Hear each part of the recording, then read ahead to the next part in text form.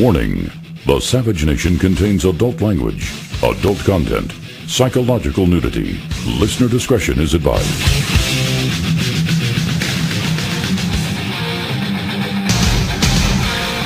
And now, America's most exciting radio talk show, The Savage Nation, home of unprotected talk, borders, language, culture. And here he is, Michael Savage.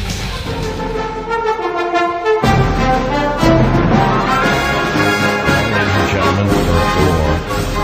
Obama has declared a civil war upon everything, shall I say, traditional in America from the day he was installed into power. Oh, I know he was elected. We understand that. But he declared war on every institution in America. We can name them, from the military, which he has gutted from the top down. Oh, there are many men who are brave enough to still fight the battles. But the leadership that could fight the government is gone. Let's put it that way. Zero leadership. Zero strategy against ISIS. Isn't it interesting that all of a sudden our great fearless commander-in-chief is ordering ground troops into Syria after Russia took the lead? Isn't that odd? Zero education, zero culture, zero immigration, zero religion, zero science, zero business sense, zero liberty, zero policing. Obama's endgame, a national police force. So it's all in government zero. Now, you'd expect me to talk about the book, but I'm going to ask you some questions first. Have you been to your local bookstore to find my book, which is launched today?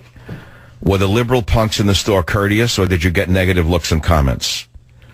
Was government zero front and center, or was it hidden below Jane Has Three Mommies in the feminine hygiene section in the basement of the bookstore?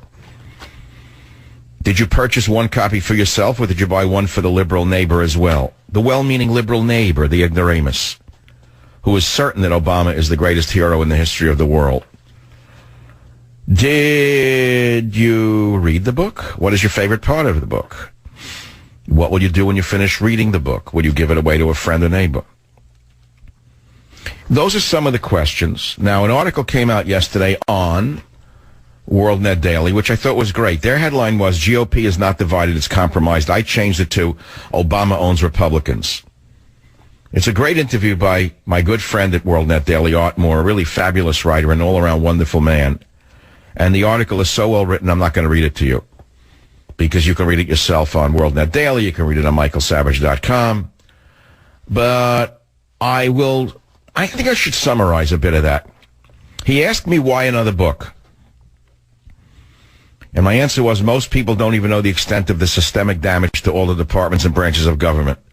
I spell out what Obama did to the military, how he purged the military of every combat general who would have blown the whistle on Benghazi or taken ISIS out in a week. They're all gone. Shall I go on? Talk about my book? You want me to just do the news? Would you like a meatball recipe? Would you like me to talk about... I could do anything. I could talk about dogs today. I met a nice dog last night. And I know that the weather is changing because I was able to drink a half a bottle of red wine without a hangover or a headache. Now, admittedly, it was a very expensive bottle of red wine. I cannot drink it until the weather changes. My body is... See, I'm a natural man. I'm like Zorba the Greek. But I'm not Zorba the Greek. But a man like me should live 1,000 years.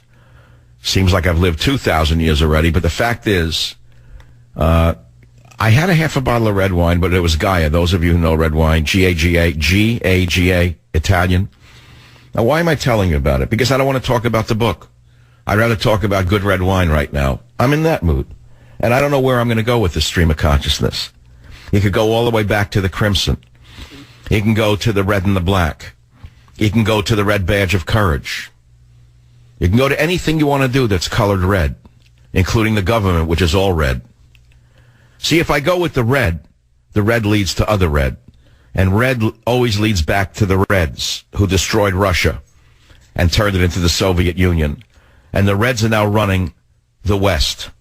And what's different about the Reds today is that the Reds are suicidal. And that's a product of drugs, sex, and rock and roll, which has destroyed their DNA itself. Now, I don't care if they commit suicide. In fact, I wish they would. But the fact is they're committing suicide for the nation and getting away with it because the rats on the other side of the aisle are, well, let us say, helping them along. There was an interesting article in today's New York Post entitled Watch the Rats Flee the Anti-Cop Ship. And the rats they most particularly focus on is the biggest rat in the history of America, Al Sharpton, one of the worst haters in the history of the world, who made his entire career with a vermin lawyer with a ponytail, a little rat lawyer, who was, last I checked, tied up on a sex charge. Al and his lawyer buddy made tens of millions of dollars by suing the police department in New York City, along with Eric Holder and Barack Obama. Or should we call him affectionately Barry from Honolulu? See, when you say Barack Obama, immediately you have a certain degree of respect. He's the president. But if you say Barry from Honolulu, you realize he's just a guy. He's just a guy, a pot-smoking kid from Hawaii who got very lucky with some very powerful handlers who put him into this position. Barry from Honolulu. Now, what if he doesn't really love the country? There are millions of Americans who hate being Americans. San Francisco is filled with them. The dominant number of people who live in the city hate this country.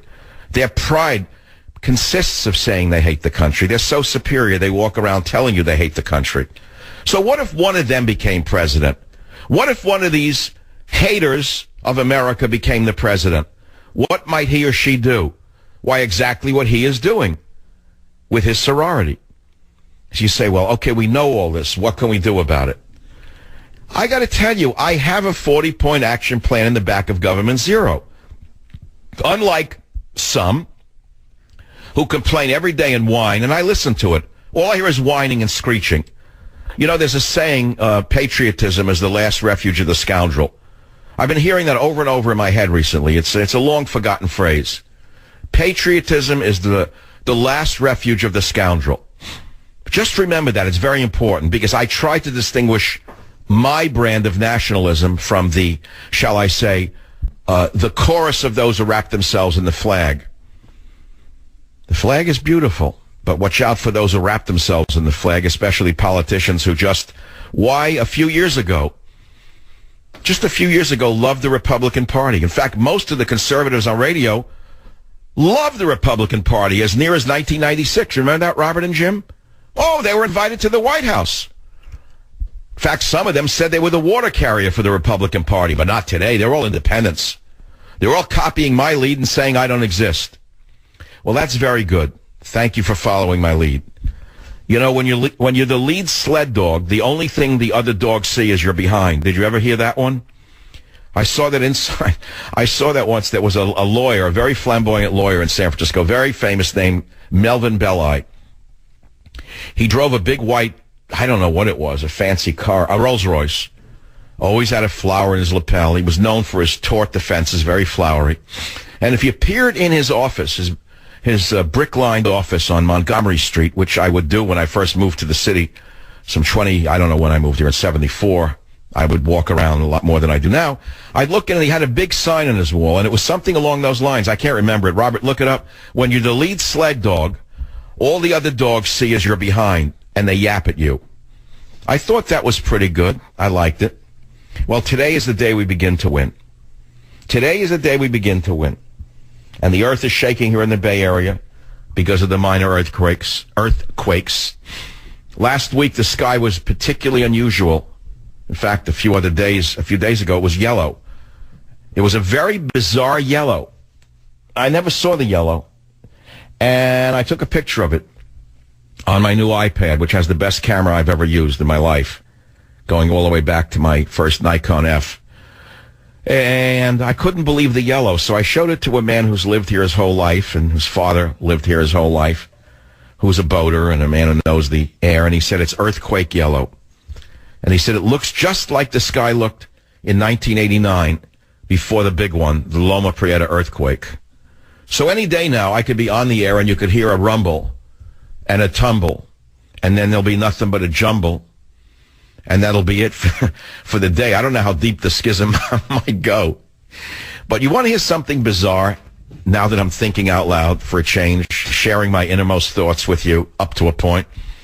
Do you know that I'd say a month before the Loma Prieta earthquake in 1989, At that time, I was visiting a Chinese martial artist who was also a fortune teller, I don't know, he wouldn't call himself a fortune teller. He was a Chinese martial arts teacher, but he also could see. Okay, he had seeing abilities. And he said to me, move away from the water and move up to a hill. I said, why? He said, just move away from the water, move up to the hill. That's what he said. And it wasn't too long before the earthquake. No, I didn't move away from the water. In fact, I was living in a little house, built single-wall construction house. And during the earthquake, I thought that somebody had slipped acid into my orange juice because everything moved in every direction. I thought that my mind had gone. I didn't know it was an earthquake. It's a strange phenomenon. Well, I hope that my book, Government Zero, causes such a shaking across the globe today, because I believe the chapters are unique. The organization is as tight as the spinal column of an amphibian. And the fact of the matter is, it has very important solutions for you to use in your future discussions and arguments with the ignoramuses around you, however nice they may be. That is the opening to my program. I'll be right back. I'm running for president to protect our families and communities from the plague of gun violence.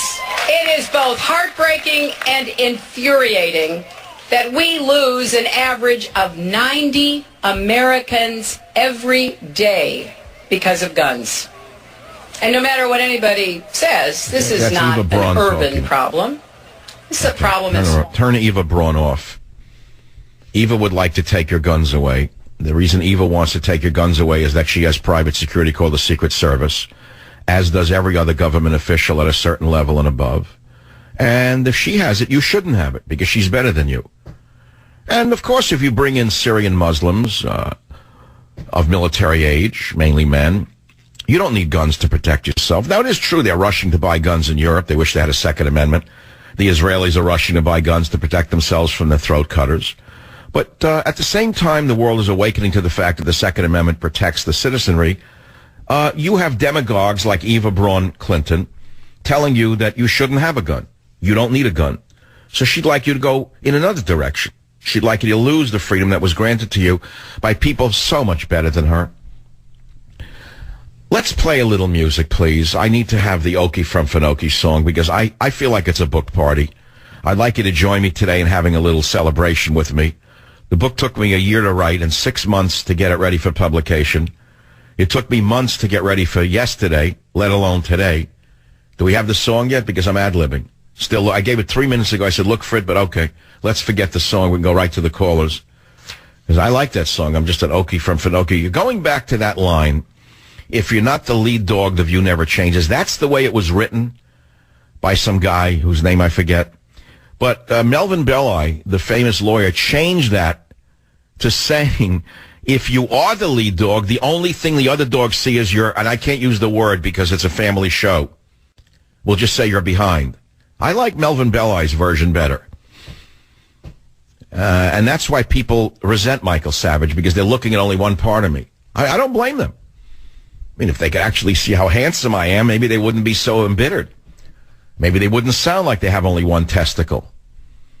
Maybe they would sound like men. 855-400-7282. Let's go to the callers. Chris in Washington is giving us a book report. Chris, did you find Government Zero, or was it hidden under feminine hygiene? Dr. Savage, I purchased your book this afternoon at Barnes & Noble in Arlington, Virginia. The book was on the new release table, but it was hidden out of sight, and it was on the back of it. It was right behind the, it was on the other side, out of view to most customers who will walk in. I asked the cashier why the book was placed there, and she said it was corporate policy that determines where the books are placed. And that's not, no, look, let me tell you something. Anyone listening to this show, if you go into a Barnes & Noble and it's not on the octagon table, demand that they put it on the octagon table. And number two, put it on the front of the octagon table because the publisher paid for that placement. Period. You've got to help me with this. You understand the war we're fighting, and you know that a lot of it occurs right inside the bookstores. The first battle, by the way, is inside the publishing houses. I'm shocked that Center Street Books had the guts to publish this book, and they didn't censor me, they didn't edit me, and believe me, there were things in here that are quite controversial. So I say we've gotten a lot to get to this point, but now I need you to help me as being my army going into the stores, and don't let the people with people with nose rings, ear rings, head rings, and appendix rings bury the book. But did you get a copy or not? I did get a copy, and I'm going to give it to my friends. There were, and also I noticed there were only 6 copies on this table. I asked where all the other copies. They said that's all they had in the stores. Like, you're kidding me. You're kidding me. And I mean, well, they're going to be cleaned out in the first hour in Virginia, for God's sakes. This is all. I happen to know. I've got pictures. There's a rush on the book by women in burqas. I hear are buying them in droves. No, I mean, we know that they're the ones that want to read the American way for sure. They can't wait to see what Government Zero's about. So it's those dressed in the 15th century costume of the Middle East that will be flocking to the bookstores in the Washington area to read the book. Because as you well know, they're very well versed in America, American history, American culture, and they love our borders, language, and culture.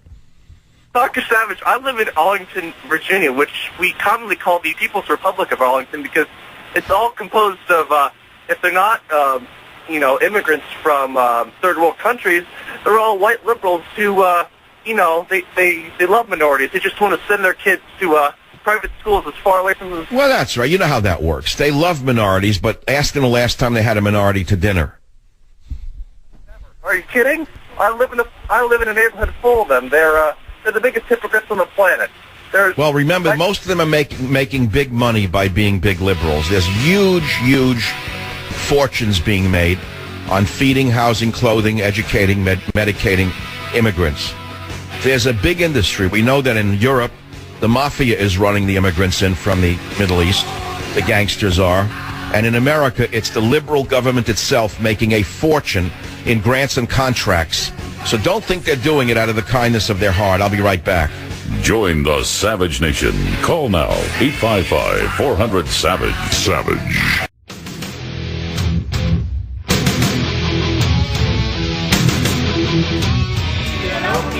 From Muskogee.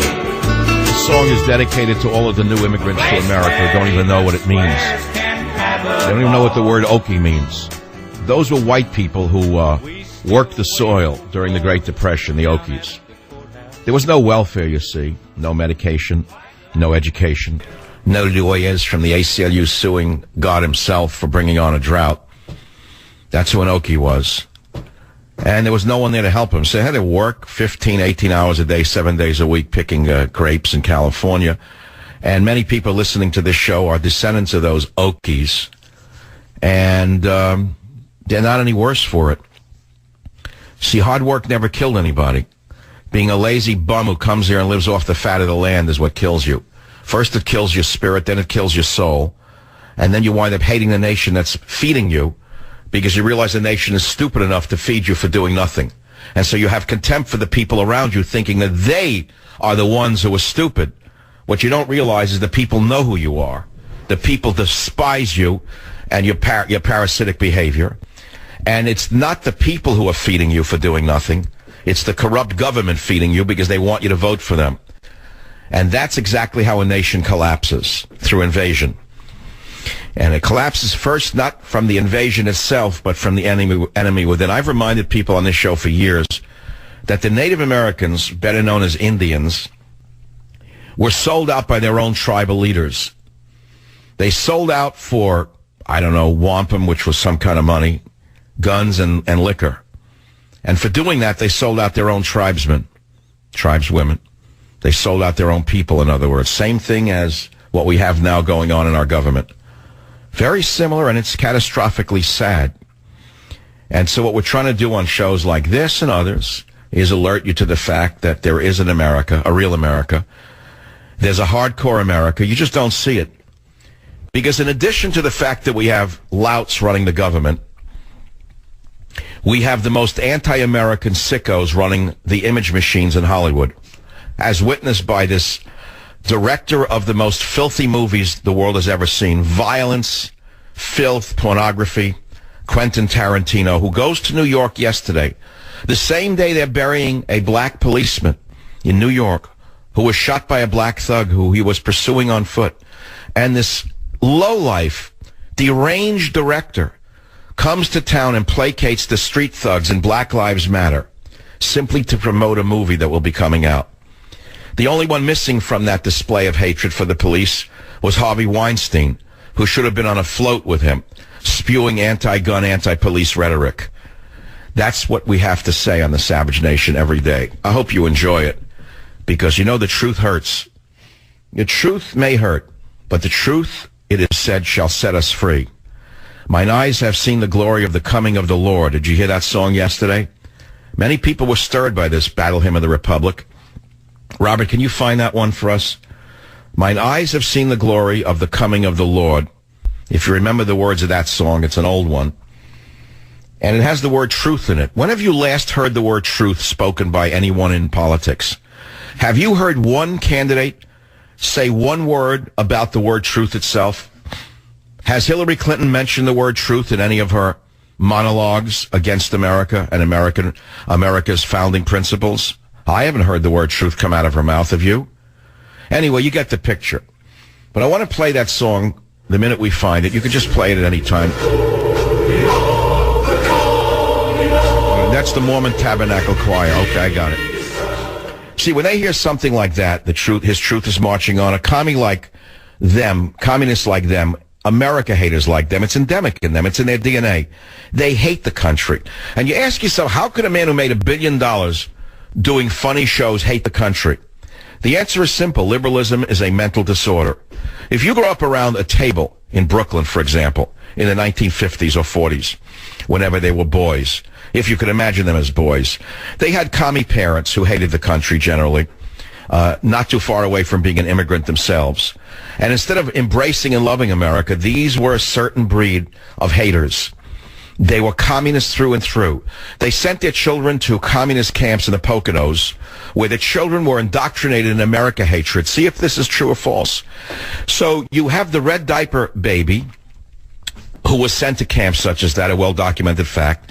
And then you added the 60s with the infliction of tetrahydrocannabinol on these sick minds. And then you have the advent or the birth of the red diaper doper baby, the RDDB. The RDDB now runs the country from Hollywood to Washington to Sacramento, the sickest generation in American history, mentally sick, physically polluted, no souls, spirits that are dead. Look at the state of California. Take a look at the progressive government of California. It's not just a one-party system. It may as well be a none-party system. It may as well just be an autocracy run by Jerry Brown and his minions. They have a boondoggle called a high-speed rail. We all know it was a phony contracts for friends to make billions and billions of dollars over a 10 or 20-year period. Guess what just came out today? This rail line that Jerry Brown pushed through the state is not going to be finished on time. And it's not going to cost what they said it would cost. And guess who's going to pay for it? We will. It's a crime. It's a crime that was noted in the series True Detective this last year. It was all about the corruption of this railway line in California. Even Hollywood knows how corrupt this government is. And you say, well, if we all know it, why doesn't the FBI do something about these no-bid contracts? Why doesn't the FBI raid the offices in the state of California, the transportation department, and raid the offices and find the inside deals? Get the emails. Well, my friends, we don't have an FBI that's independent. No, my friends, the days are long over that we have a separation of powers. Under Barry from Honolulu, there is only one power, and that is him. He is the ultimate master of this nation. And that's the way the liberals like it, because they themselves run their studios like little dictators. And so they figure if you run a country, you may as well run it like a studio.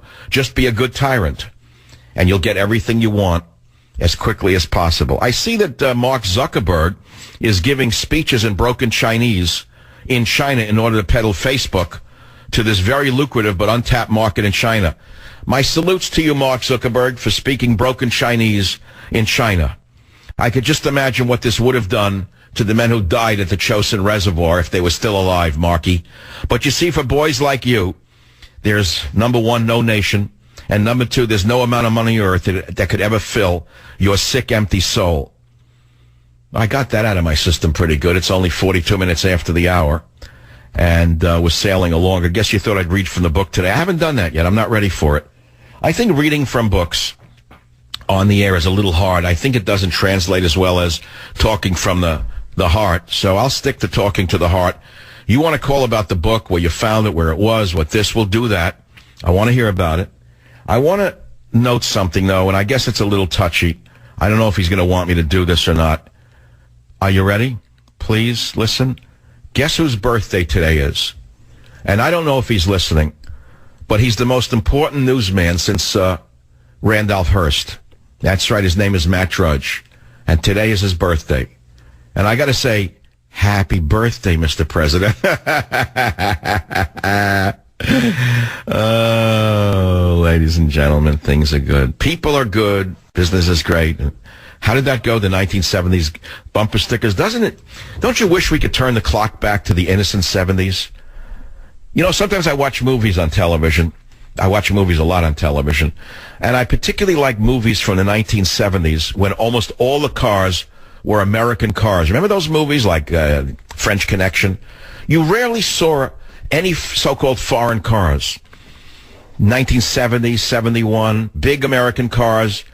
They didn't handle very well. They turned corners. You know, that kind of early Godfather movies.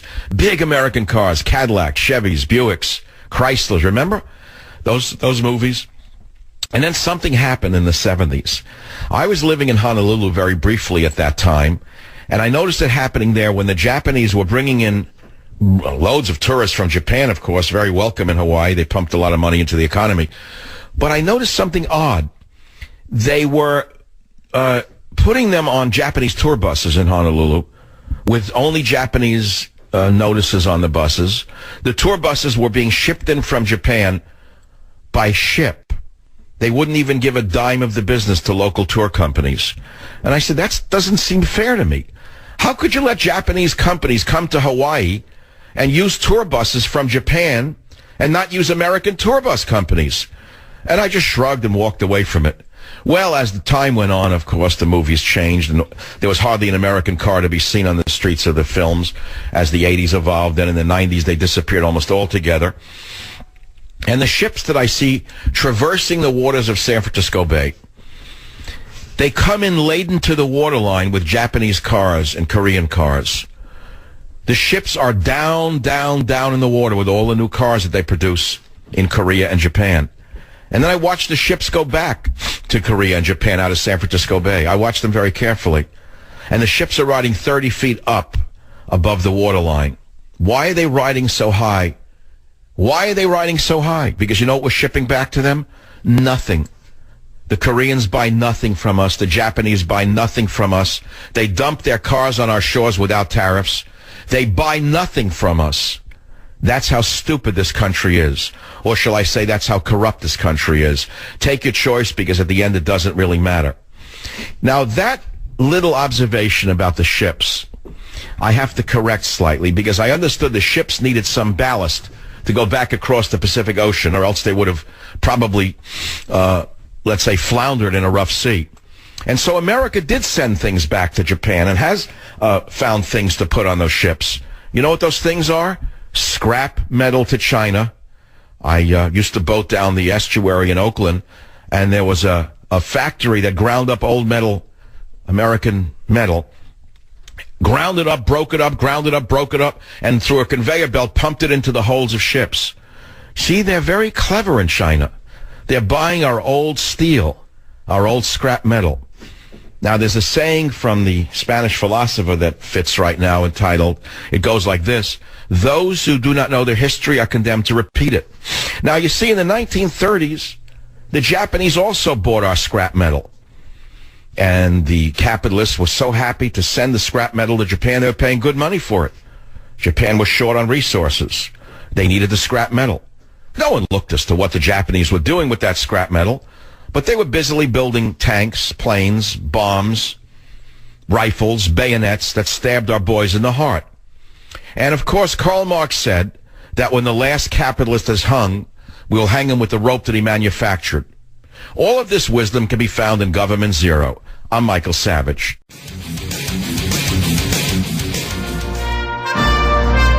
Ladies and gentlemen, the President of the Savage States of America, me. I used to do that in the show in the 90s. That was a lot of fun. We had a whole soundbite on it.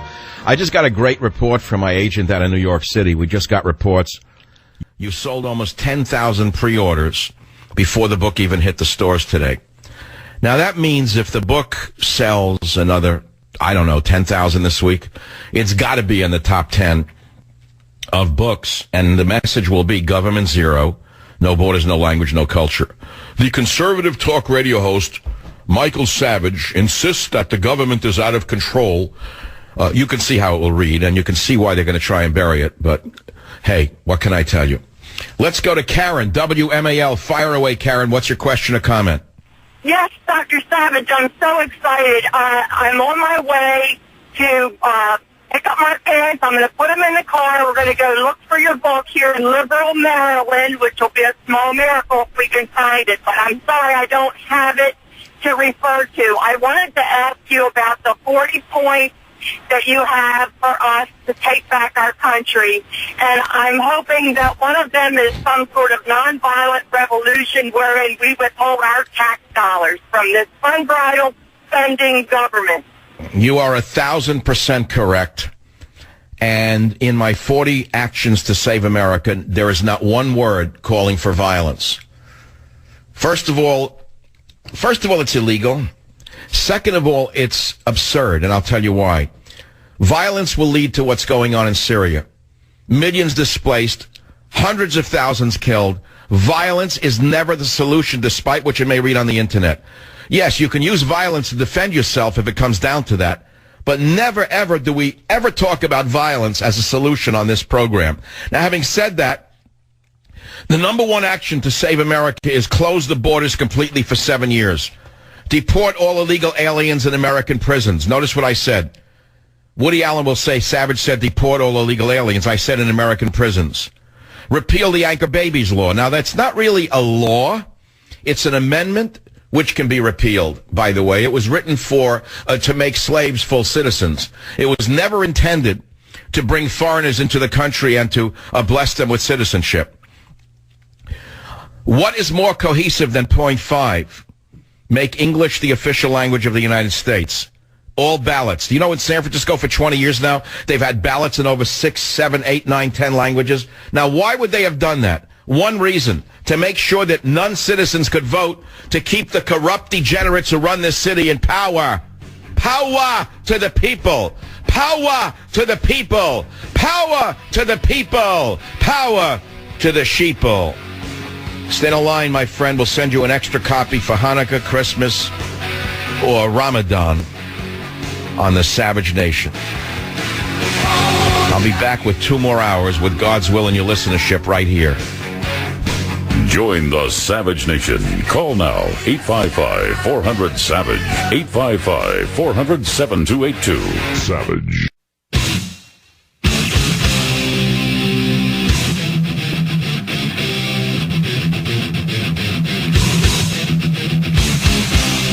Warning.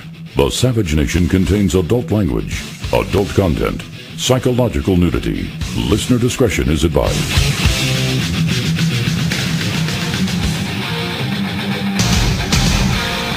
And now, America's most exciting radio talk show, The Savage Nation, home of unprotected talk, borders, language, culture.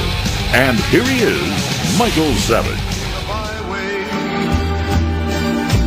You ever see those people at like a wedding or an event that sing that you're embarrassed for? Well, that's me today. How about when your uncle gets up and sings and you cringe and your toes curl on your shoes? We always had a relative like that. There was an aunt who sang and her husband loved her to death, and he would sit there like, oh, he was in love with her. We would all like, oh my God, even when you were 8 years old, you knew she couldn't sing. He loved her. So to him, the voice was beautiful. So when I sing this, I mean, I feel like that uncle, but what can you do? What do I care? What do I got to lose at this point if I sing my way on a day that I'm celebrating? Because once a year we celebrate together on the Savage Nation. It's usually on book release day. Last October, last October, it was Stop the Coming Civil War. And now it's government zero, and we'll have to see which way the chips may fall or which way the cookie crumbles, as they say. I don't know what's going to be the end here. I got to tell you this. The expectations are enormous for this book. I'll level with you. I don't think that there's any secret here. I don't know if I'm allowed to say this, but, hey, last year the publisher printed about 50,000 copies of Stop the Coming Civil War. And you went to the bookstores, and you swamped the bookstores, and you couldn't find the books. And they were caught short. They kept going back to press. They went up to 3, 4, 5, 6 printings in 2 weeks. So this year, they wanted to make sure there were enough books for my loyal listeners. I think they printed like 150,000 first printing. That's an enormous number of books. And I don't know whether there's 150,000 people out there who care enough about America or want to arm themselves with the information and facts they need to argue to save the nation. I hope so. I hope so. But all I can do is say to you, thank you very much if you did go out to support my message, and share it if you can. Let's go to the callers. John, line 8, WMAL, Washington, D.C. Go ahead, please. Hey, Mike, great show. Listen, thank you. I'm in law enforcement, and I love listening to you, man. You're great. And I ordered your book about 4 weeks ago when I first heard you on the radio, and I said, hey, I like this guy. And look, there's a war on police, and you've mentioned it several times, and it's happened ever since Obama made that statement about the professor up in, I believe it was Boston. That's right. When he took the side of the anti-police professor, Obama has declared a war on police in order to lay the groundwork for creating a federal police force and eliminate all community policing. You know that. Oh, yeah. I know it from day one. Now, Zero Police, Chapter 12 of Government Zero. I'm going to read a paragraph. Obama's endgame, a federal police force. After yet another city lay in flames thanks to his divisive rhetoric and relentless war on local police, the grand illusionist in the White House had this to say, and I quote him, and I said, as usual, the Presidente glosses over the violent crimes committed by rioters and looters, calling them dysfunction, while making excuses for the inexcusable mayhem perpetrated by the thugs. But that's just more of what we've heard from the Marxist in chief since he took office. What he proposes to do about the crisis he helped create is even worse. Obama is working around the clock in the remaining months of his reign of terror to make certain he destroys the soldiers of our immune system, the police. And I'll let you come back on in now, John. You know better than all of us that right now the thugs feel empowered. They know the police are intimidated as a result of this revolutionary in the White House. Am I correct? You're absolutely correct, because why would they put their rear end on the line when they're not going to be backed by their police chief, by their citizens, by their paychecks? And well, look, I basically think that there should be a quiet boycott across America by police, and I think that that's what we're seeing. We've heard from the Chicago, whoever he may be, saying, I think it was even the mayor of Chicago, of all people, one of Obama's dearest lieutenants or friends, said that the police have become fetal, F-E-T-A-L, in their unwillingness to put their lives on the line for fear of being sued by the thugs who are committing the crimes. Well, guess who caused this retraction of the police in America? It's none other than a divisive revolutionary in the White House and his minions. You know that. Mr. Savage, I'm sure you know this. Take a look at the Freddie Gray incident in Baltimore and look at the homicide and the non-fatal shooting increase for that incident, because the police are going to handle their calls. Well, you've died out, and I'm going to send you a free copy of Government Zero if you can stay in the line.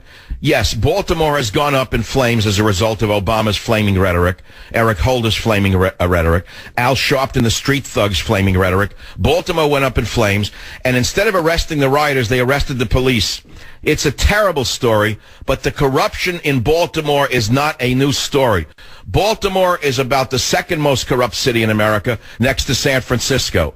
But there are deep familial links between the corruption in these cities that I don't need to point out right now. At the end of the day, we understand what the goal is. The goal is to federalize the police force and have all roads lead to the White House. WBAP, John, welcome to the Savage Nation. Go ahead. What's on your mind? What happened today? Hey, Michael, I can report that in suburban Dallas, your book in Costco was placed very nicely. I was there early this morning and had the top right corner and with very well placement. And God bless Costco. Everyone go in there and buy your books and buy some food at the same time. Buy some discount wine, cheese, food, books. Well, that's nice to hear that they don't have the green-haired people with rings in their nose in the book section. Is that why? It's pretty civilized in Costco. And well, because Costco is not primarily a bookstore; it's a store. Now, you see, here's an interesting thing. I've been a writer my entire life since I'm a kid. And people who go into bookstores are usually frustrated writers.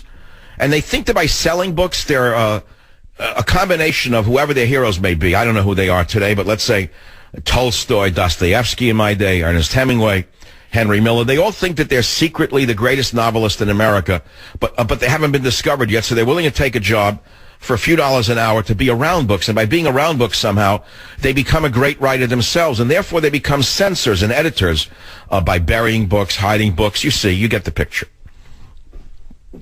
Well, thank you, my friend. Thanks for that kind report out of Costco territory. I know many of you out there don't believe in the Savage Nation, but I say to you, if you step up right now, and if you take the holy water, and you take the wafer, and you eat that wafer, and you drink that water, you'll become an honorary member of the Savage Nation, and by doing so, you'll save this fair country.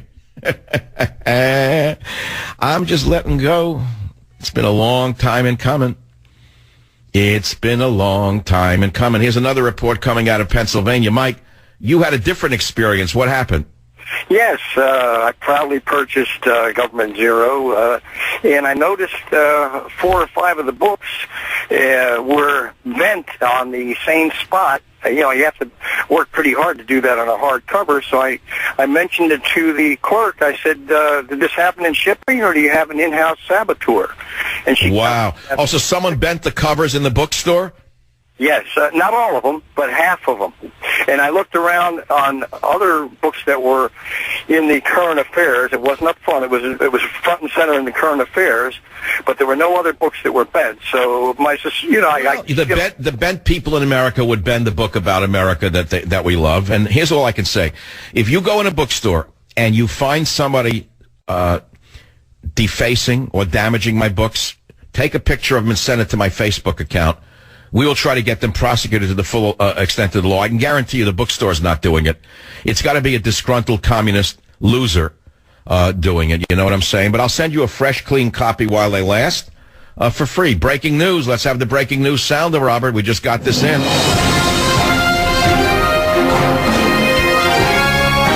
Yeah. All right, it's breaking news, but it'll go nowhere. Here we go. House Republicans introduced measure to impeach IRS Commissioner Koskinen. House Republicans, on Tuesday introduced a resolution to impeach IRS Commissioner John Koskinen, accusing him of making false statements under oath and failing to comply with a subpoena, blah, blah, blah, blah, blah, blah. Okay. The day anyone from the Obama administration goes to jail or even loses a pension is the day that, well, let us say I'll eat one of my own books. But it will have to have ketchup on it, otherwise I won't be able to digest it. Ketchup goes with everything, by the way. You may say I have prosaic taste, but I got to tell you the truth. Ketchup is my favorite sauce. I had someone I work with, a lawyer in Washington, a very nice guy.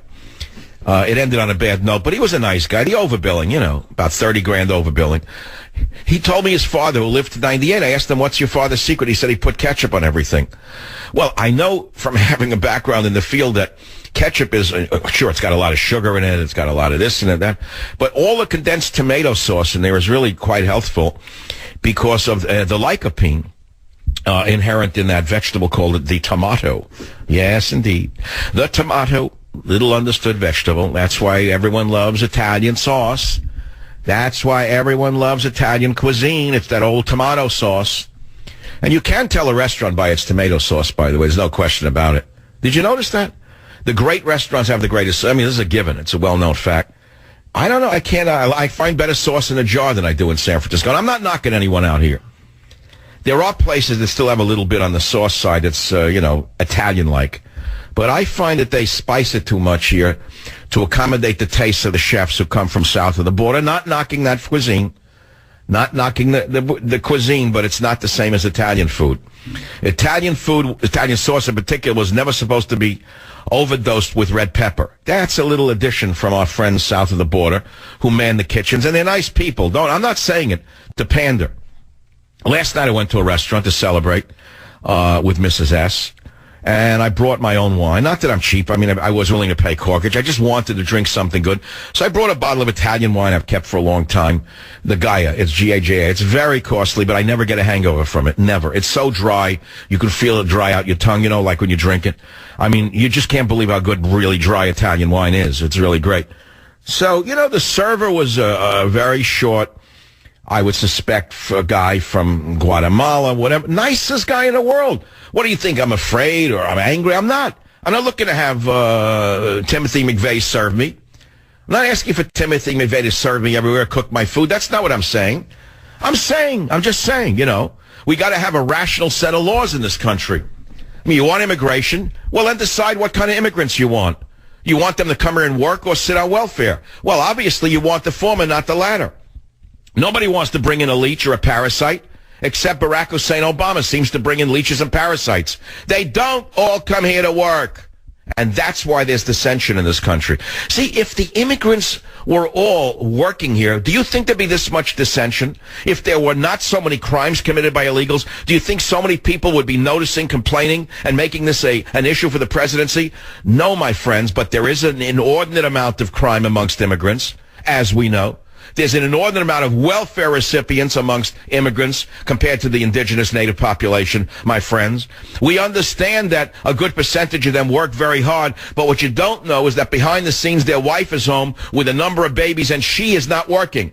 And that's a problem because the country is broke. And of course the only reason they get away with it is because Barry from Honolulu prints the money. You get it? Back in a minute.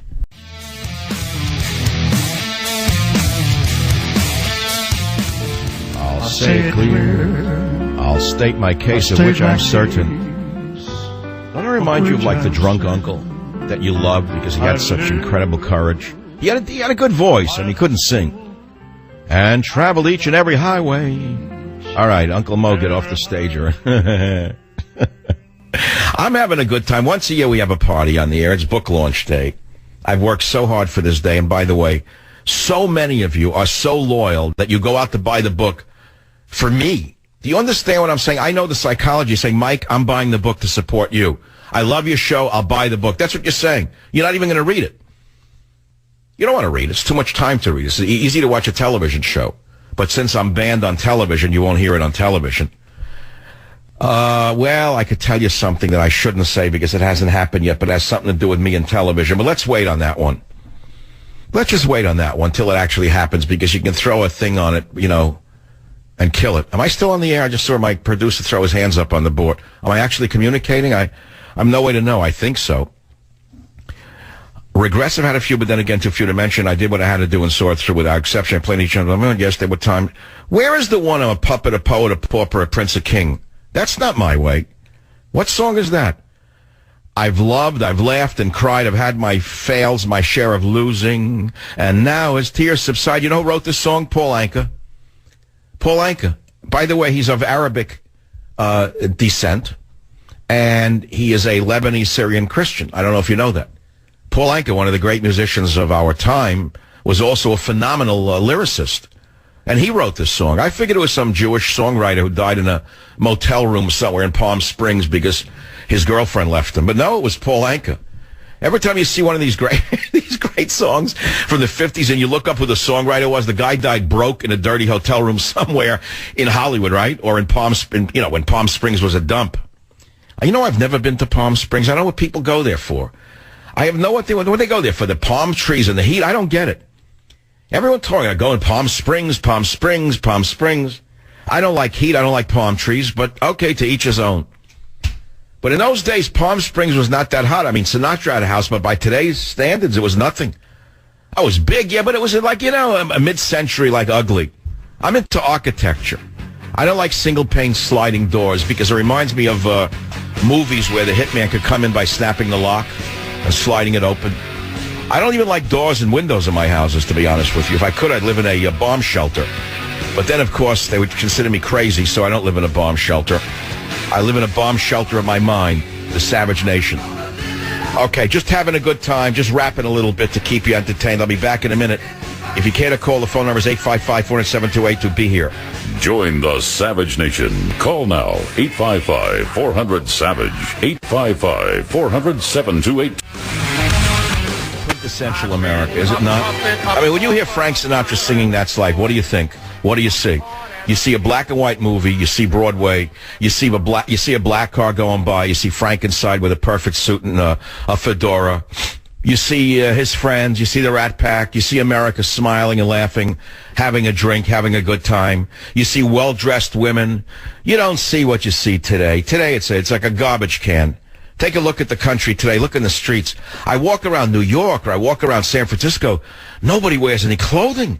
It's like they're ashamed to wear clothing. Look at Mark Zuckerberg. A guy worth endless billions goes to China and addresses them in broken Chinese in an undershirt. If he doesn't understand what a schmuck he looks like and what an embarrassment he is for America to do that, I can't help him. But anyway, look, that's one way of looking at things. There are many ways to look at things. It's a huge, huge universe. Everyone has their own perspective. I have mine. You have yours. And hopefully there's a number of us who still think the same way. We come together around the motto of borders, language, and culture. Now, before I come back to the very serious part of today's show, which are some of the 40 solutions to save the United States of America from the onslaught of Barry from Honolulu and his sorority, which I have in Government Zero, I want to play a wee portion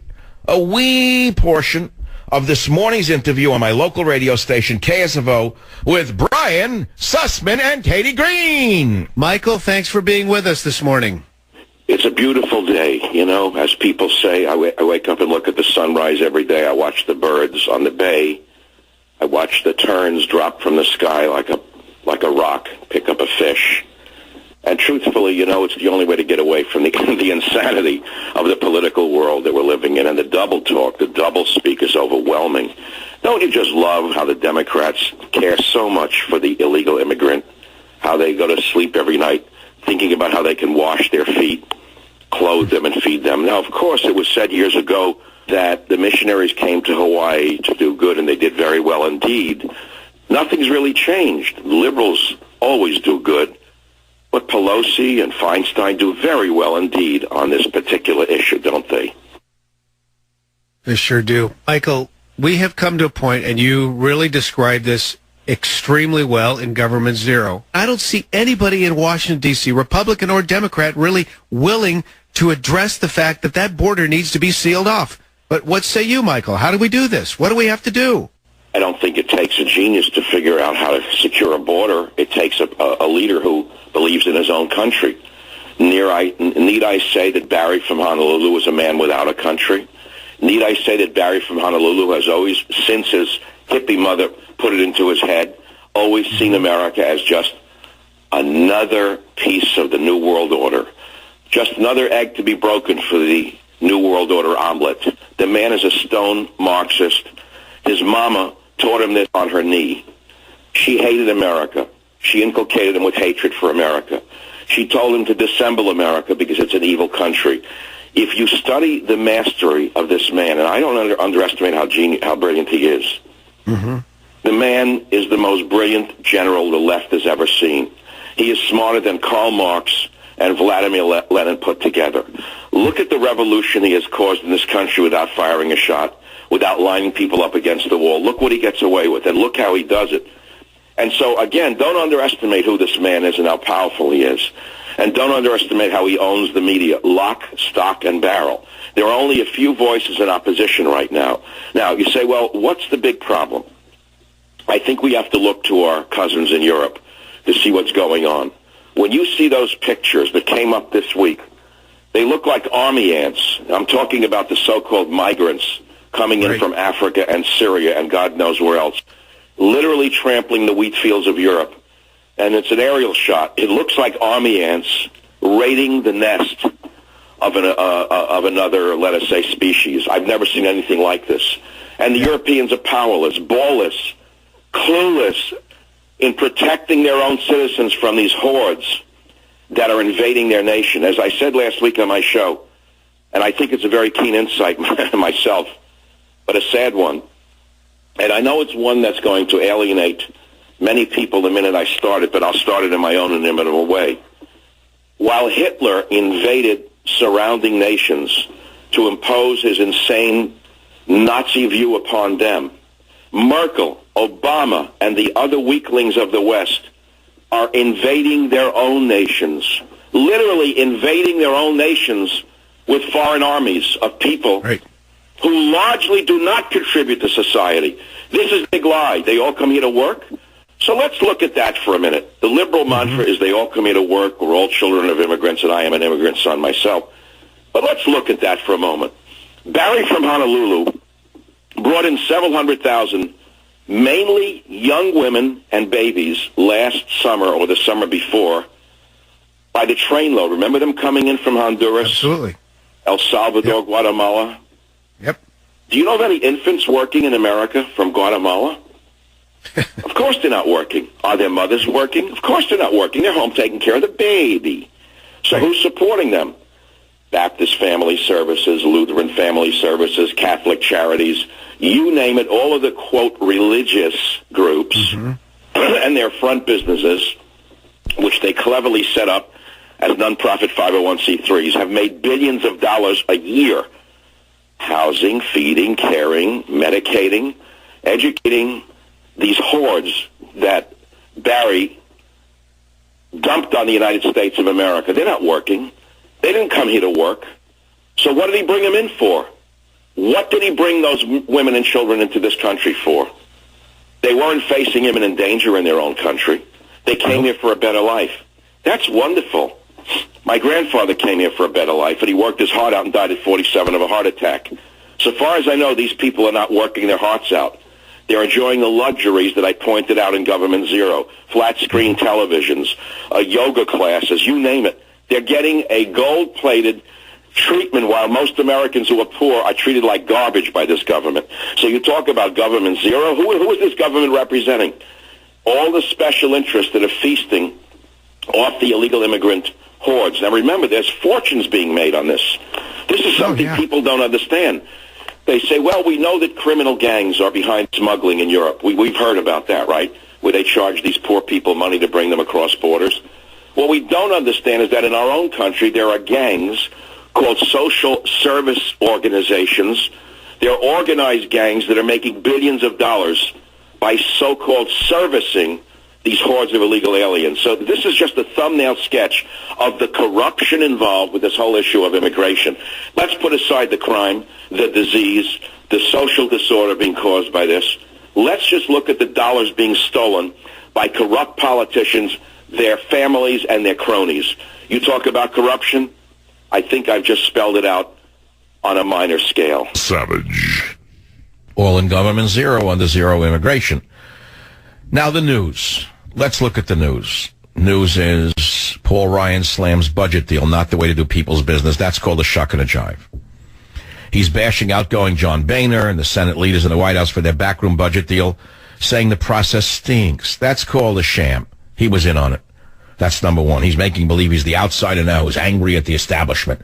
That's to placate we the people into thinking he actually represents us as the Speaker of the House. Next story. CBS poll shock. Carson takes national lead over Trump. Well, the day you believe in a CBS poll, get back to me because I have, I have a number of things I could tell you that I can't mention on the air. CBS poll? That's an oxymoron. What do you mean CBS poll? 3 guys in the back room on marijuana. That's a CBS poll. Carson takes lead. Now, why would CBS want you to believe that Carson is beating Trump? Because they don't want Trump to run against Hillary. They know that Trump's liable to trounce her. Carson's going to lose. Carson never ran anything. Never ran anything. What, we want another inexperienced individual running the country? We didn't have enough with Obama now for 7 years? We need Carson like we need another hole in the head. He's a good man. That doesn't mean he's suitable to be president. Since when is just being a good man enough to run a country of this size with this kind of economy? The man has never run a business. So far as I know, he never created a product. He's a fine surgeon, but that doesn't translate to being a great leader, a great organizer. Does it? You need to be a great organizer, by the way, and a great politician to lead a country. And as you can see, Obama's a great organizer and a great politician. That's why he's leading the country over the cliff. Trump is a businessman. Whether you like him or not is irrelevant. He knows how to build and run businesses. And I've said in my last book, run America like a business. Then maybe we'll have some solvency in this nation again.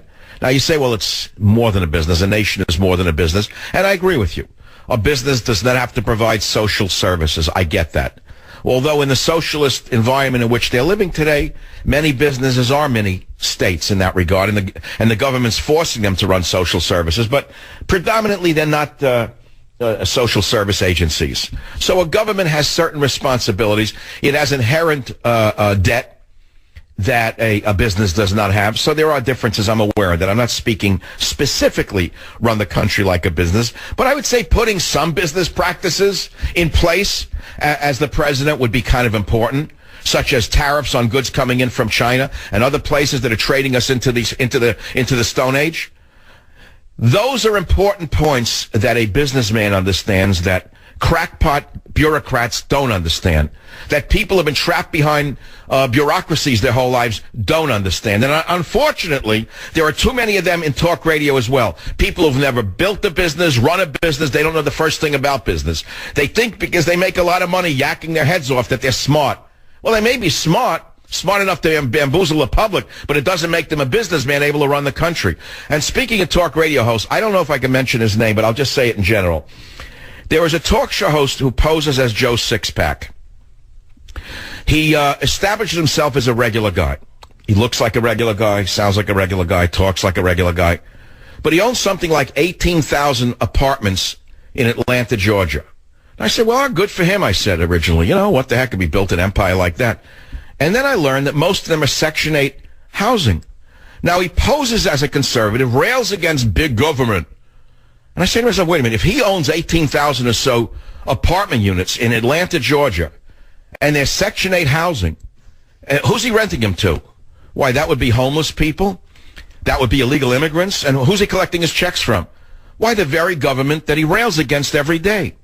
And I think, by the way, that one of the greatest, I would say one of the most shocking stories the left could do, and I would go along with it because I'm an independent, would be to expose all the people on the right who rail against big government, who in fact are extremely wealthy as a result of big government contracts. Start with the Section 8 housing owned by a talk show host who claims to be Joe Sixpack. I'll be back. The place where even squares can have a ball. If you remember America when this song was popular, I would say you're a member of the Savage Nation. If you don't know what the song is about, well, I'm sorry to tell you you're not. I mean, you could try to get in if you want. The club is full right now, but we have some membership, some waiting lists for the memberships on the Savage Nation. I'm putting a call out now to antagonists on the left to listen to this show, because I got nothing to hide. That's the beauty of me. You say, why are you so bold and arrogant? Why do you talk like that? Really, I have nothing to hide. But there are those who are hiding behind the American flag and patriotism who are complete and utter liars and phonies. One of them makes about $30 million a year espousing the Joe Sixpack rhetoric every day on television and radio. He owns about 18,000 apartment units in Atlanta, Georgia, or in the environs of Atlanta, Georgia. Most, if not all, of these apartments are Section 8 housing. He is a slumlord. I welcome Vanity Fair, the television show Vice, run by that lout, whatever his name is, that evil man from television land. I don't know his name, Bill Mocker,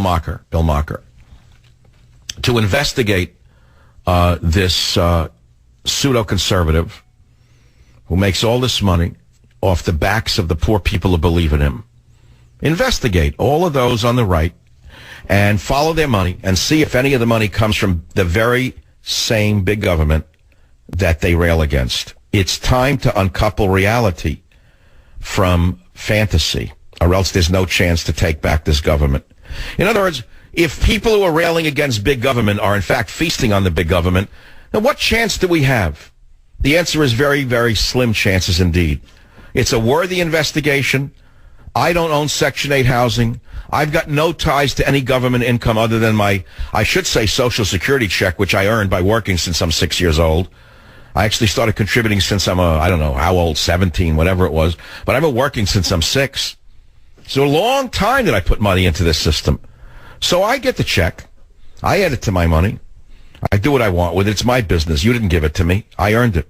In fact, it's a paltry amount compared to what I put into Social Security. Nevertheless, as hour number 2 comes to a conclusion on this launch day of Government Zero, I want to thank everyone out there, each and every one of you listening to this show, who went out to the bookstores today to show your commitment and your loyalty, yes, to me, Michael Savage, and of course to America, but I know many of you are doing it because you love me and you want to support me. That's all I can say. I know the zeitgeist of it, and thank you. Join the Savage Nation. Call now, 855-400-SAVAGE, 855-400-7282. Savage.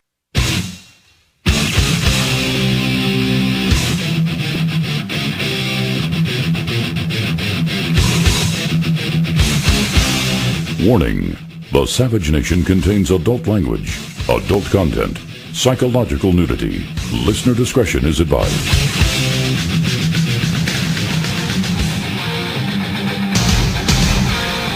And now, America's most exciting radio talk show, The Savage Nation, home of unprotected talk, borders, language, culture. And here he is, Michael Savage. A song for me in the jingle time. Where'd that morning, I come far. Where'd that message lead to? Drugs, sex, and rock and roll. If it feels good, do it. Why not do it in the road? Where'd that lead us? Take a look at Barry in the White House. Barry from Honolulu. That's where it led us. Welcome to the Savage Nation. So many news stories. I mean, you get sick reading them. American warship sails past island and challenge to China. Now, that is one of the most ludicrous headlines I've ever seen in my life. A destroyer is sent to challenge the Chinese Navy. That's typical of the sorority. That's like taking a nail file to a gunfight. They're sending a single small destroyer. I mean, it's armed to the teeth, but you know very well that the launch tubes are probably filled with cotton on the Barry. I don't think they would want to spend the money on actual missiles. So they send the guided missile destroyer USS Lassen to sail past an artificial island created by China in the South China Sea in order to show that we're really there, our presence is really there. Now, if you really wanted to send a signal, you send a task force. That's if they still have one left. If they haven't fired all of the men who can run a carrier task force, I wouldn't know. I mean, after Benghazi, they fired many men who could run carriers because they knew the truth of Benghazi. But, you get the picture. You get the picture. So China complained. They said the move damaged U.S.-China relations and regional peace. You know how that works. That's like the Muslim Front Group saying that whenever you stand up to the creeping Sharia law, you're, something phobic. I don't know. Just slot in whatever you want in front of the word phobic. You can find the proper answer. This is probably sinophobic. Oh, yeah, sinophobia. That'll be used soon. Sinophobia. It's a sign of sinophobia. Something that only Seinfeld could understand. Putting a naval destroyer in Chinese waters where they're building islands in the middle of other people's, territorial areas is a form of sinophobia on the part of Obama. And that would be a laugh. China claims it entered its 12-mile territorial limit around Subai Reef in the Spratly Islands archipelago. I like the word archipelago. Most people think it's archipelago, but it's not. It's like arch, like fallen arches. It's a fallen archipelago. The Spratly Islands are a fallen archipelago that was regenerated by the Chinese into the reefs and the islets and atolls in order to build up a forward, let us say, military area for themselves. Now, why he would send a single destroyer is obvious, because it's not a serious challenge to China's supremacy of the seas in that area. It's that simple. All right, well, let's go on to the next, sir. Female guards barred from transporting Gitmo detainees by court order. Now, you talk about a country that's bending over backwards to comply with Sharia law, which is the most vile law ever imagined for the freedom of women I've ever seen. Senior defense officials, who are all capitulated cowards, have capitulated to the demands of the Muslim fanatics in Guantanamo Bay, Cuba, who have said that female guards cannot transport the detainees suspected of being involved in the September 11 attack. That's because women are dirty to Muslims like this. You don't know that. I mean, dogs are dirty to them. Well, look the other way on that one. That tells you an awful lot. A military judge issued an order in January prohibiting female guards from transporting the defendants, including Khalid Sheikh Mohammed, after they refused to meet with defense lawyers and complained that any physical contact with unrelated women violated their Muslim beliefs. What a bunch of garbage. Muslim beliefs. They're raping and murdering girls in the Middle East. What Muslim beliefs are you talking about? You buy into this crap? Put them on chains and drag them into court. The ruling by Army Colonel James Pohl was meant to deal with their complaints. Can you imagine a military run by a bunch of sissies like this that give in to one of the world's worst terrorists? Do you realize how sexist and vile this is, and what a violation this is of our nation's sovereignty? But look, what's the point of getting outraged over this? It's just one of many that is ongoing now under the regime that is currently decimating the United States of America and the world for that matter. Which leads us to the happy days, a here again theme of today's show. Government Zero, published today in the bookstores today. People are flocking and buying it. And over the coming days and weeks, we'll talk about the chapters. Government Zero. Maybe I should tell you what it is. Or Zero Leadership, or things like that. I don't want to read it to you now. I did an interview this morning. We don't have the Newsmax TV interview, do we? We do? Yeah, we have it. I think it's worth playing a little snippet of it because it was done with Steve Malzberg this morning. And since I had to get up and put on a suit and a tie and get the lights up on the Skype machine, I don't know how it looked. Where is it right now? What site is it on? Is it on my site? WorldNet? Why would WorldNet Daily publish Newsmax? I don't get that one. Let me see it. It is up there. I don't know where it is. Hey, Michael Savage. No, that's their article. GOP not divided, it's compromised. That's their own article, but I don't know where this video is.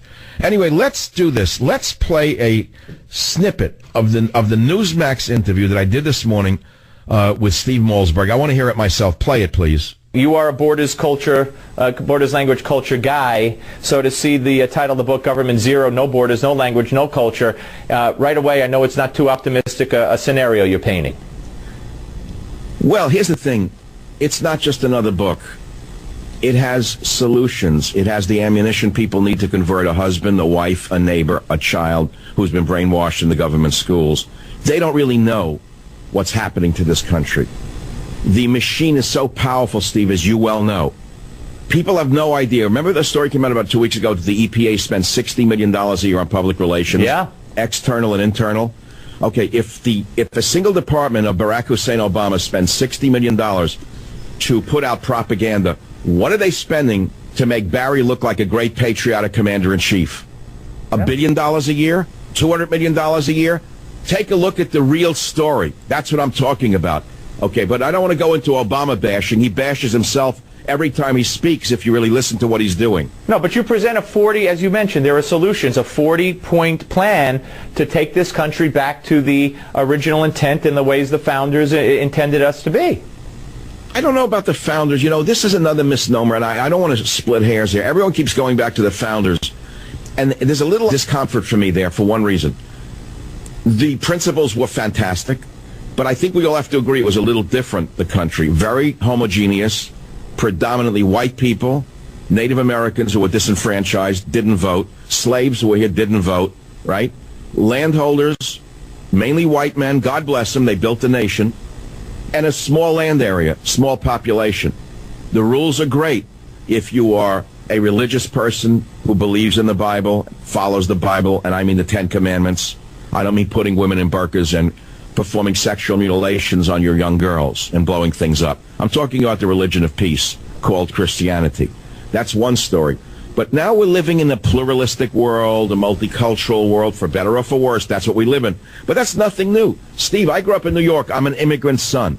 I walked around the Lower East Side of New York. I walked through Chinatown. There were no signs in English. It was all in Chinese, right? In the Jewish area, it was all in Yiddish. In the Italian area, the signs were still in Italian. It didn't bother me. I'm aware of that. I'm not looking to go back to the horse and buggy or the musket. But we're not talking about that. When my grandfather came here, he taught me to be an American, learn English, love the country. It's the greatest place on earth. Unfortunately, we all know that's not what's happening. Now, this is old news. Everyone's heard this before. But I lay out in Government Zero, case by case, chapter by chapter, precisely what the decimation is, what Barry from Honolulu will likely do unless he is stopped, and I mean stopped legally. Don't get me wrong. I've called for the methods, and the first thing is exposure. It's knowledge. Each of the past 2 elections, especially the last one, I said it's the most important election of my lifetime and possibly in the country's history. And now, I guess, I feel that this one is even more important than the last one and the one before it. But this one really, like you said, if Hillary wins, if a Democrat wins, there may be no turning back after 4 or 8 more years. No, there would be no turning back. We know she's as corrupt as Cattlegate. We know who she is. She's nothing new. Who's Hillary Clinton? A fresh new face? She's a corrupt harridan. We had 8 years of her running the country with her husband, my husband. Forget about the sexual antics. I frankly could care less. What I cared about was the corruption that surrounded the Clinton machine. That's what we need again? All right. So you also say that Hillary and Republicans are in, at least this was a headline on Breitbart, I must confess, and I read most of the story, are in cahoots. In what respect? New article today on WorldNet Daily. Michael Savage, Obama owns Republicans. GOP not divided, it's compromised. But yesterday's story was the bigger one, which is you're referring to, which is Republicans in cahoots with Hillary. What did I mean by that? I watched the hearings last week, the so-called Benghazi hearings, and I kept waiting for The Godfather Part 1 to appear, meaning the surprise witness. You remember the uncle from Sicily who comes in with the funny hat? Yeah. And he doesn't say a word? And the rat who was going to rat out the mafia suddenly dummies up because he looks at him. That was the end of the show. Blew the hearings apart. Where was the surprise witness that the fake Republican interrogators could have brought in? And who are they? I named them in Government Zero. I named the generals and the admiral who Obama fired right after Benghazi. They were ready to send aid.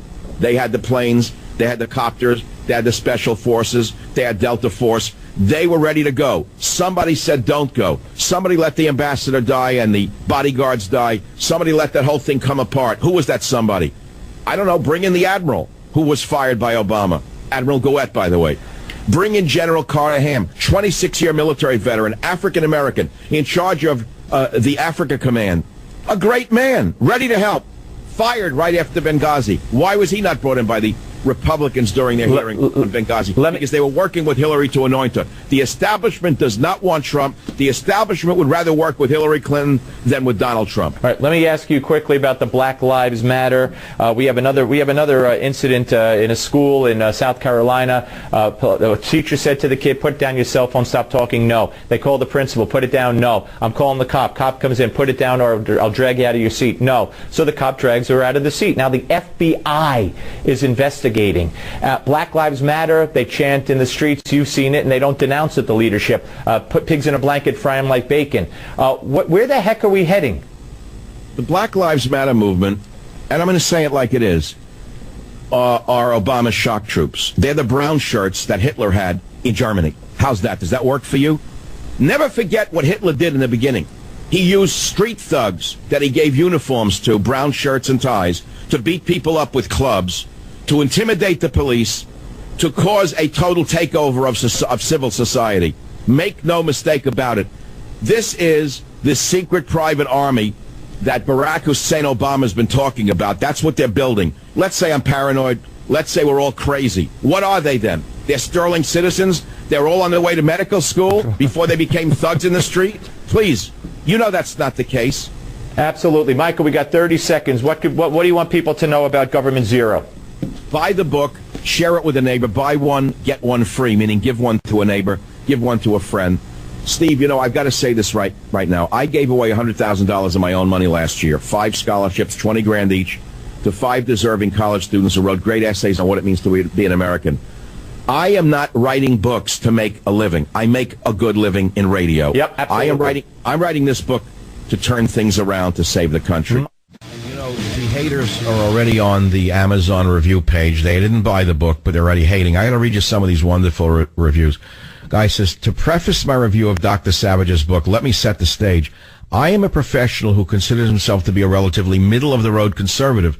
Much to the dismay of the foul-mouthed leftists, I don't live in a trailer park. I don't cling to my guns in the name of Jesus, and I don't belong to the Tea Party and never have. I do think that Congress has become infested with lunatics on both the right and the left, and I do think the situation in our country has become dire. Michael Savage, whether you like him or not, hits the ground running from page 1, and the book is nearly impossible to put down. Now, here's another review. Some of them are a little too long. This is from Sarah Griffiths, published today on the bottom of the Amazon listing. For years, she says, I was a far-left liberal. This man is intelligent and eloquent. The finest mind on talk radio in Washington should be afraid of such intellect. He is prophetic and would have my vote if he ran for president. Now, of course, you're going to see negative reviews from the leftists, who are the trolls, who don't buy books by individuals such as myself. They hate America. They hate anybody with the guts to stand up to them. And so, therefore, read them if you wish. I really don't care. I know that most people who read the book understand who I am. Another one says, make no mistake, the ever self-righteous, indoctrinated elitist progressives that seem to make up a larger percentage of the noise level in our country are going to go out of their way to trash Dr. Savage's new book, some of them probably without even reading it. Many of them won't read this book, Government Zero, because it contains exactly what they don't want to know or admit, the unvarnished truth about what they and their intellectual ilk are doing to our nation in the names of their various activist causes and their broken ideologies. They will read about how the leftist Marxist propaganda machine in the United States is, in the name of fairness, equality, or justice, pick your buzzword, consuming the masses with a level of claptrap that's never been seen before. The leftist response to this book will most likely be their typical reaction to attempt to attack the intelligence of anyone who disagrees with them by calling them right-wing nutjobs, religious freaks, or teabaggers. It's the best they have. Michael Savage, whether you like him or not, hits the ground running from page 1, and the book is nearly impossible to put down. Another one says, this is by D. Buxman, I was having trouble getting to sleep when the book came across my Kindle, but after the first few pages, I knew it was going to be a long night. First of all, I've never listened to Savage's radio show. I'm just not a radio guy. I've never bought any of his books. Contrary to the one-star reviewers that don't actually read this book, I think the central theme is undeniable. And he goes on, I won't read the whole thing. He said, this is probably the best book I have ever read. Savage keenly illustrates the fact that recent periods of Republican control have given us nothing in terms of smaller, more efficient government or more freedom, but have only yielded an imperceptible slowing of the progressive agenda. I want to conclude by saying, well, a lot of things, and I can't conclude by saying a lot of things in a short period of time. I'll save it for when I return from this break. I invite you to call the show with your comments live. After all, it is talk radio on this great birthday of mine, the birth of a new book. It's the birth of a nation with Government Zero. Join the Savage Nation. Call now, 855-400-SAVAGE, 855-400-7282. Savage. Thank you. Wagner. Flight of the Valkyries. Flight of the Valkyries. It's hard to play on AM radio, honestly. I mean, I realize that if I was sophisticated and had nuance, the show would be on FM. And my voice would be more mellifluous. And we play Vivaldi in between the news about how great the progressive government is doing and how kind and beneficial they are to all of the needy immigrants from around the world in our rich nation. But since I'm not on FM, nor am I FM Bob, I'm AM Mike, I'll put it in a different way to you. KSFO Will, welcome to the Savage Nation. Will, what's on your mind tonight? Well, what's on my mind, Mike, is that I guess you might say I'm a positive fan, and you might like what I have to say. I'm basically a retired educator from, believe it or not, Palm Springs, California. Sorry about what I said before, but I don't like the heat nor palm trees. But go on. You know, when I graduated from there in '63, and did see those guys there. They did. Oh, you saw Frank Sinatra in Palm Springs. But what were you calling about other than Frank Sinatra in Palm Springs with Bob Hope and the girls hidden in the motel rooms? Believe it or not, I saw him at the Riviera when I was about 8. All right, so can we move away from Frank Sinatra now? What did you actually call about? Oh, I called you about the fact that I'm looking forward to going to Palm Springs, having my wife take me, because she is a educator in migrant education. All right, thanks for the call. It's a crank call. It's going to be a next. It's going to be that we're going to get them now. That's what we're getting. He sounded like he had an adenoid problem. I think he needs some kind of nasal surgery to go along with the crank call. Okay, New Hampshire, Mike, you're up on the Savage Nation. What's on your mind? Well, I went and got your new book this morning. I went to Barnes & Noble. I got there right when they opened. And the good news is that you were right on the Octagon, right next to Bill O'Reilly's book. But the when is O'Reilly going to do a book called... Is O'Reilly going to ever do a book called Killing O'Reilly? Is that ever possible? So anyway, so I go up to the checkout, and this really strung-out girl looked like she hadn't showered in 3 days. Takes the book. She rings me up, and once she sees the cover, she starts looking at me like I'm beneath contempt. Does they realize she's superior? She's superior to you. You got to understand that. She's so superior. She hates America. She hates mercantilism. She hates Barnes and Noble. She hates her paycheck. She hates everything. That's what makes her superior, is her hatred. Right. So she looks at me, she's looking at my clothes, and she says, "Oh, you going to work this morning?" And I'm like, yeah. And she gives me my change, and she says, "Do you want a bag for the book?" And I'm not really thinking. I'm like, all right, now I'm all set. And I'm thinking, well, I don't want the cover to get mangled up in the truck on the way to work. So I'm like, all right, go ahead, give me a bag. She goes, well, good, because I don't want to look at his face anyway. Sounds like someone who hasn't had a date in 30 years. She's a young girl. She's like mid-20s. Hasn't had a date in 20 years. So, where do you live in New Hampshire, my friend? I live in Merrimack. Beautiful state. I've always loved New Hampshire. The coastal region is gorgeous. And what I love the most about New Hampshire is that it was wonderful until all the New Yorkers and Bostonians moved there when land and houses were pretty inexpensive and ruined the state. But other than that, it's a pretty nice place. Well, thank you for listening. Where do you hear the show? On the internet in New Hampshire? Because I don't think I'm on a station in New Hampshire, am I? You are. You're on WEZS in Laconia, which is in the lake. Well, I apologize. I didn't know that. I mean, I love being on any affiliate I'm on, wherever I'm on. And that's beautiful to hear, to imagine. I try to imagine what it's like to drive around in a car, truck, whatever, or be sitting in a house and listening to me in various parts of the country.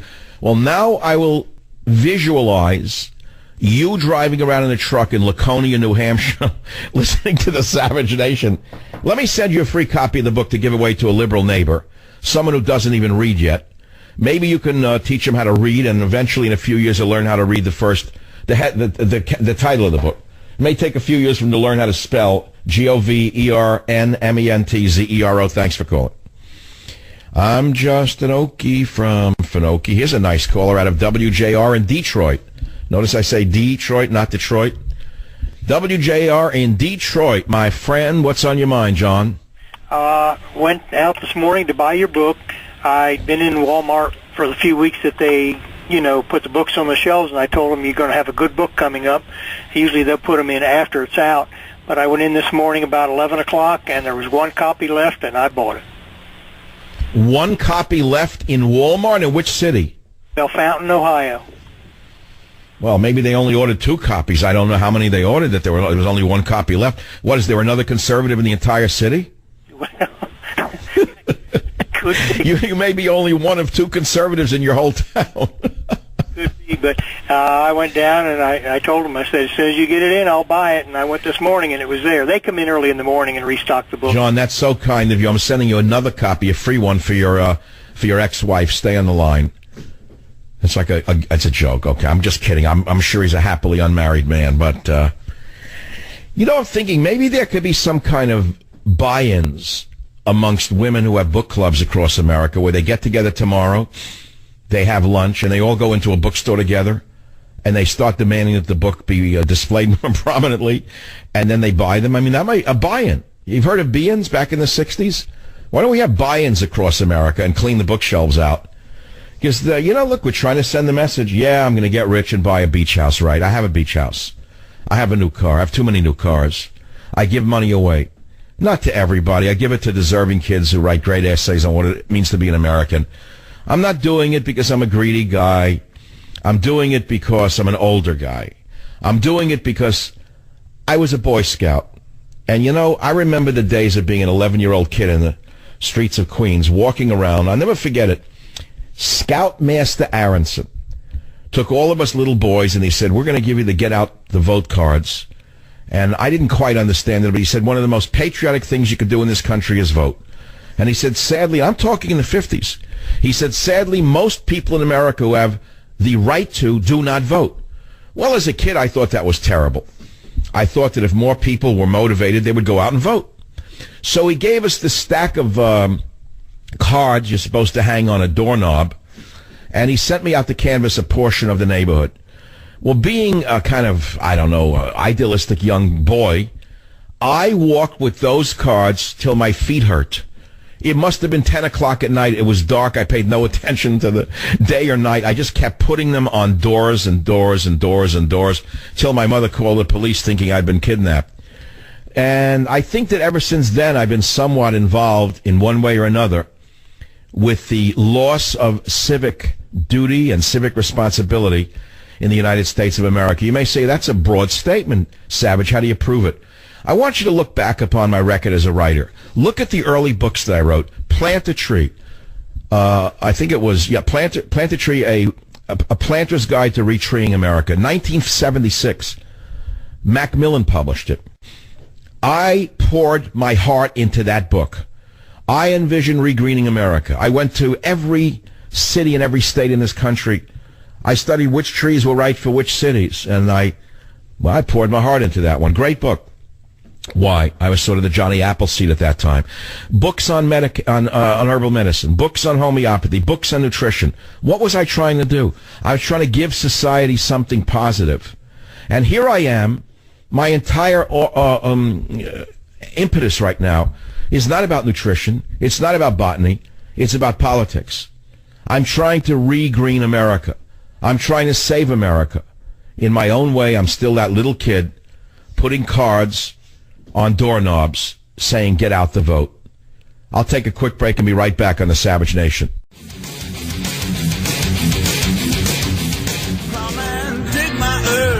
Dig my herb and drink my wine. I can do without the herb. The herb is the poison that poisoned the mind of America. Let's do it in the road. Feels good, do it. Why not do it in the road? Look, the hour's going to come to a close. You know that I'm in a good mood. It's the birth of a nation for me with the publication of Government Zero. I worked for a long time on this one. I always say I'm never going to do another one. I swore to the publisher after Stop the Coming Civil War. I couldn't do it again. I was exhausted. Well, within a month, I started writing the next book. It started writing itself with what Barack Obama and the sorority was doing to this country and not fighting the war against ISIS, conducting a war on the middle class, conducting a war on the police, conducting a war on the church. The book started to write itself right on this show. And before long, I was writing Government Zero, was writing itself. And here we are a year later. The book is out. It took a long time. It was out yesterday. The Drudge Report linked to the big story on it. And that was a huge day. For me, it kicked sales way up through the roof, to the chagrin of those who hate me on the right. Matt published a link to the book. I'm sure that they didn't want him to do it. I'm sure that the Rush Cartel complained bitterly by email. You understand we're not all friends after the shows are over. I wish we were. I wish we had some Friars Club of conservatives that got together and had a drink together, but there's too much meanness in the air. And you got people on the right who just hate each other. It's a sad truth. So we all walk alone in a certain way. I'm not a member of the Rush Cartel. His brother, David Limbaugh, does not represent me. He represents 3 people in radio, myself not included. That should tell you all you need to know. Nothing wrong with representing 3 talkers as a lawyer agent. God bless all of them. They all deserve a short dance in the sun. We all deserve a dance in the sun. But you don't use that power to try and destroy a man who, frankly, has been doing a great job on the radio for 21 years. There's shame on all of you in the Limbaugh cartel. Just shame on you. No one else is going to say it, but I'll say it. And one of them has 18,000 slum apartments in Atlanta, Georgia, collecting money from the federal government. How do you like that one? While he's Mr. Joe Sixpack in a Gulfstream. How stupid can people be? All right, I said my piece. I got it out of my system. The high to the low. The humor to the anger. It's me. It's Michael. Michael unbridled. Michael unchecked. Here's a little headline from WorldNet Daily. Islamic invasion pulls trigger. Europe now scrambles for guns. Women, in particular, are scrambling for long guns in Austria because of the Muslim hordes that are sweeping into their towns and cities. What do you want me to mince words with you? They have severe gun control in Austria. They can't own handguns. So they're buying rifles and shotguns. And the predominant buyers are women who are afraid of these people who are pouring into their towns and cities. You think the people are stupid? It's the drug addicts and it's the leadership, if you want to call them that, the corrupt leadership that is selling the people down the drain. Islamic invasion pulls trigger. Europe now scrambles for guns. And let me tell you something. At the same time, Austrians are arming themselves at record rates in an effort to defend their households against feared attacks from Muslim invaders. Hillary Clinton had the nerve to give a speech yesterday saying that she's going to seize guns. This is how backwards progressives really are. Hillary is one of the worst demagogues you could ever imagine. If you want Evita Peron in a combination deal with a few other dictators of the skirt variety, you know which way to vote. Evita Peron would be the lightest motif of what Hillary actually is. There are other models in human history from the political world that would come to mind. Hillary, I'm running for president to protect you all. Listen to this. Listen to this on Hillary Clinton attacking gun ownership in the Second Amendment in clip 4. I'm running for president to protect our families and communities from the plague of gun violence. It is both heartbreaking and infuriating that we lose. All right, there she is. Now she's on the anti-gun rant. She thinks that's going to get her votes amongst whom? Who is going to vote for her on the seizure of guns when most liberals who are rational own guns? I know liberals. I've met them in my life. There are a few that I talk to. I did talk to, not anymore. They own guns. Why do they own guns? Well, they're afraid of the conservatives. And the conservatives are afraid of the liberals. So we all own guns. And that's a good thing. That's why we're on. We're allowed to own guns. And you know what's interesting about this gun thing? How come you all forgot that Supreme Court Justice Donna Kagan? Is it Donna Kagan? I'm not trying to mince her name. Is it Kagan? Cragen? I don't know what her name is. Elena Kagan. Elena Kagan was about as qualified to be a Supreme Court justice not as possible. Nevertheless, they foisted her upon us because that's Barry's ideas to own the court as well. And we're one vote away from a disaster. Anyway, Kagan, when she was going through her Girl Scout confirmation hearing, got up there and said, the Second Amendment is established law. The Second Amendment is established law. Do we have that soundbite, Robert? You got to hear this one. Is there any doubt after the court's decision in Heller and McDonald that the Second Amendment to the Constitution secures a fundamental right for an individual to own a firearm, use it for self-defense in their home? There is no doubt, Senator Leahy, that is binding precedent, entitled to all the respect of binding precedent in any case. So that is settled law. Settled law. Sorry, not established, but settled law. Settled law. Even Funny Face says it's settled law. Who's that actress from Honolulu? From Hollywood, who we all used to joke about? Funny Face. What's her name? Who knows what her name is? The singer with the hook nose. I don't remember. She was big in the 60s, 70s, a big friend of Michael Jackson. I don't remember her name. Not Elizabeth Taylor. But whatever. So if you were to play this woman, she's from that variety of humanity. Even she says it's settled law, the Second Amendment. Do you remember that? Never forget what I just played for you. It's a seminal and important piece. I'm going to play it every day now for the rest of the month as I talk about Government Zero. Because the demagogue, Hillary Clinton, wants to take your guns away from you. It is settled law, and they're not a law unto themselves. God bless America that we still have freedom of the press, freedom of speech. Thank you for flocking to buy Government Zero. Savage.